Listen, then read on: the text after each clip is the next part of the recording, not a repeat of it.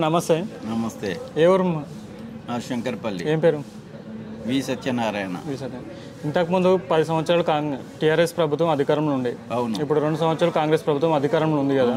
ఏ ప్రభుత్వం మంచిగా చేసింది ప్రజలకు మంచిగా చేసిన ప్రభుత్వం అంటే టీఆర్ఎస్ అని చెప్పొచ్చు.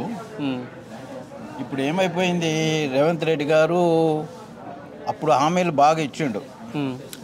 కేవలం పదవి పైకి రావాలి, కాంగ్రెస్ పార్టీని తీసుకురావాలనే ఉద్దేశంతో రేవంత్ రెడ్డి గారు ఏవో కానీ పోనీ అన్నీ అమలు అవుతాయా కావా అనే ఆలోచన లేదు. మొత్తం సీటు మీద కూర్చోవాలి, ముఖ్యమంత్రి సీటు మీద కూర్చోవాలనే ఉద్దేశంతో కాంగ్రెస్ పార్టీని ఇక్కడ తీసుకురావాలనే ఉద్దేశంతో ఆయన హామీలు ఇవ్వడము, హామీలు నెరవేర్చకపోవడము చాలా ఇది.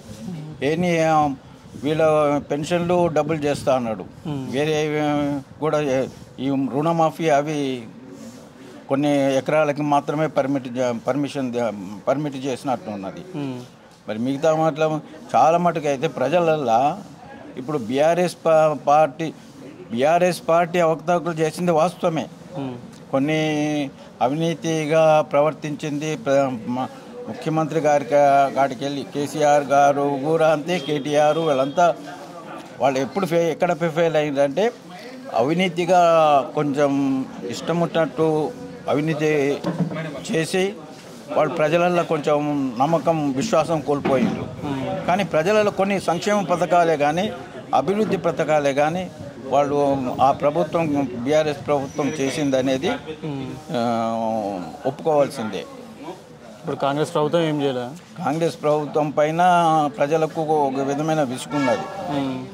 అట్లేమి కాంగ్రెస్ ప్రభుత్వం కావాలంటే ఏమీ ఇది లేదు. అది మీ స్థానిక ఎమ్మెల్యే ఎవరు? మా కే యాదయ్య గారు. ఎట్లున్నా ఆయన పరిపాలన ఎట్లుంది? ఆయన పరిపాలన ఎట్లున్నదంటే ఏదైనా డిస్ప్యూట్ ల్యాండ్స్ ఉంటాయనుకో, లేకుంటే డిస్ప్యూట్స్ ఏదైనా తగాదాలు ఉంటాయి, అవి కూర్చుని పెడతాడు. ముందు తనది ఏదో వాటా తీసుకుంటాడు. ఇప్పుడు మార్కెట్ కమిటీ చైర్మన్లు ఉన్నారు, చెప్తున్నాను. మార్కెట్ కమిటీ చైర్మన్ కావాలనే ఉద్దేశం ఉన్న వాళ్ళకు ఎన్ని లక్షలు ఇస్తావు? అది అంటే ఎట్లా? ఎన్ని లక్షలు అంటే ఏంది? అది ఎన్ని లక్షలు అంటే తన కొరకే. అంటే టికెట్ కావాలంటే పైసలు ఇవ్వాలన్నా? మీకు పదవి కావాలంటే చైర్మన్ పదవి కావాలి, వైస్ చైర్మన్ పదవి కావాలంటే ఇక డైరెక్టర్లదేమో మామూలుగా 2 లక్షలు 3 లక్షలు తీసుకున్నారంటే వినికిడి ఉన్నది. కానీ చైర్మన్ పదవులకు ఇప్పుడు ఇంతకుముందు కూడా ఉన్నది ఆయనకు అలవాటు. 30 లక్షల వరకు తీసుకునేది ఉన్నదని ఇది ప్రజల వినికిడి. ఇది అంటే మీరు ప్రూఫ్ చేస్తారా అంటే మేము పట్టుకొని అయితే ప్రూఫ్ చేయం కదా, వినికిడే. ఇంతకుముందు కూడా చైర్మన్ అయిన దగ్గర వాళ్ళ దగ్గర తీసుకున్నాడు. మొన్న ఎవరు తన బంధువు అవుతాడు, ఎస్సీ పాపారావు దగ్గరనే తీసుకోలేదన్న వినికిడి. కానీ అంతకుముందు తీసుకున్నాడు. ఇప్పుడు కూడా 25-30 లక్షలు తీసుకున్నట్టు ప్రజల వినికిడి. వైస్ చైర్మన్ కూడా కొంత ఇచ్చిండేమో అంటాను. వైస్ చైర్మన్ రూపాయలు ఇస్తే వైస్ చైర్మన్ పదవి అట్లా. ఇక డైరెక్టర్లకు కూడా అవినీతి మాత్రం ఆయన దగ్గర చాలా ఉన్నది. ఏమైనా డిస్ప్యూట్ ల్యాండ్స్ ఉన్నాయనుకో కూర్చుని పెడతాడు, సెటిల్మెంట్ చేస్తా అంటాడు. తన వాటా ఇంత పర్సంటేజ్ కావాలి. అది ఆయన పరిపాలన. వచ్చేసారి ఎన్నికల్లో నిలబడితే వచ్చేసారి ఎన్నికలు నా యొక్క ఎస్టిమేట్ ప్రకారము, అంచనా ప్రకారము ఆయన మాత్రము గెలవడు అని. ఇప్పుడు కాంగ్రెస్లో ఉన్నాడు కదా, కాంగ్రెస్లోనే ఇప్పుడు పాపం ఆయన ఎవరు, భీమ్ భారత్ గారు ఈయనకు పోటీ మంచిగా ఇచ్చిండు. కొన్ని ఓట్లతోటే దురదృష్టవశాత్తున ఓడిపోయిండు. కానీ ఆయన లేకపోతే ఆయన్నే గెలిచేది. ఈయన అదృష్టము 3వసారి కూడా కింద మీద పడి గెలిచిండు, పర్వాలేదు. గెలిచినందుకు మరి రోడ్లు మీరు ఒకసారి ఇట్లా రోడ్లను చూడండి. చెవేడకి వెళ్ళే రోడ్డు పత్తేపురం బ్రిడ్జి దగ్గర అది శాంక్షన్ అయింది అంటాడు. అది ఇంతవరకు సరిగా ఇప్పటి వరకు కూడా అందులో ఎంతోమంది వర్షాలు వాటి తెలియదు కదా. కొత్తగా పాత వచ్చినవాడు ఏమో కింద మీద పట్టి వస్తాడు.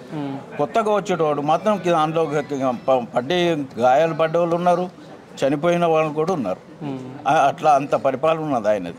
మరి కనీసం ఎప్పటికి కూడా వస్తుంటాడు శంకర్పల్లికి. ఇక్కడ ఈ రోడ్డు మీద హైదరాబాద్కి పోతుంటాడు, వికారాబాద్ నుంచి వచ్చి. వికారాబాద్ ఆయన చిట్టంపల్లి కదా, ఇక్కడ కదా అదేదో అదే ఏ ఊరు కాదు, ఇక్కడ దగ్గర అవుతుంది, ఇక్కడ వస్తుంటారు. మరి ఆయనకు తెలియదా రోడ్ ఎట్లా ఉన్నదో? కనీసం ప్యాచ్ వర్క్ అని చెప్పియాలి కదా, ప్యాచ్ వర్క్ కూడా లేదు. ఎప్పుడైనా ఈ సమస్యల గురించి ఆయనకు చెప్పే ప్రయత్నం ఏమైనా చేసింటారు మీరు? నేను మా పార్టీ వేరే అయిపోయినాం, పార్టీ ఒకటి ఉంటే మా ఇంటికి కూడా వచ్చేవాళ్ళు కూడా. మా కుమారుడు కన్నా ఉన్నాడు పార్టీలో, పార్టీ అధ్యక్షుడు ఉండే లోకల్గా, ఆయన ఉండే, ఆయన కూడా వస్తుండే, యాదయ్య గారు కూడా వస్తుండే, రాదన్నట్టు కాదు. ఇప్పుడు మేము బీజేపీ పార్టీ, యాదయ్య గారు రావడం ఎట్లా వస్తాడు వేరే పార్టీ, మేము కూడా ఆయనను గట్టిగా అనే పరిస్థితి లేదు.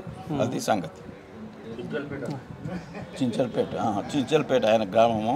చించల్పేట నుంచి ఇక్కడ దగ్గర అవుతుంది షార్ట్. ఆయనకు చెవేళ్ళ ఆఫీస్ ఉంటుంది, అది ఉంటుంది. కానీ రోడ్ మాత్రం చండాలం రోడ్.